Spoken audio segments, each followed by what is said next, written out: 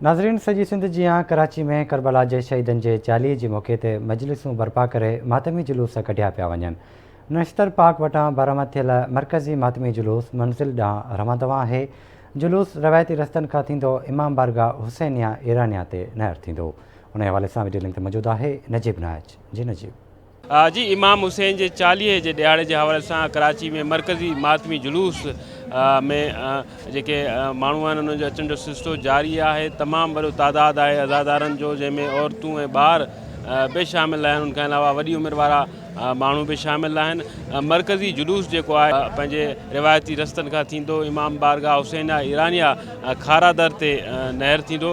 Security जे हवाले सां तमामु घणा सख़्तु इंतज़ाम कया विया आहिनि। हिते जेके मुख़्तलिफ़ रस्ता आहिनि उते हर दफ़े जीअं कंटेनर लॻाए उहे जेके रस्ता आहिनि सील कया विया आहिनि। खारा दर खां निश्तर पार्क ताईं जेको ॿिन्हिनि पासनि खां जेके रस्ता आहिनि उहे सील कया विया आहिनि। उनखां अलावा रेंजर्स ऐं पुलिस जो वॾो अंग आहे। 5000 खां वधीक पुलिस जा एहलकार आहिनि जेके हिते मुक़ररु थियल आहिनि, जंहिंमें रेंजर्स जा एहलकार बि शामिल आहिनि। उनखां अलावा स्काउट्स बि सिक्योरिटी जा फ़र्ज़ अंजाम ॾेई रहिया आहिनि।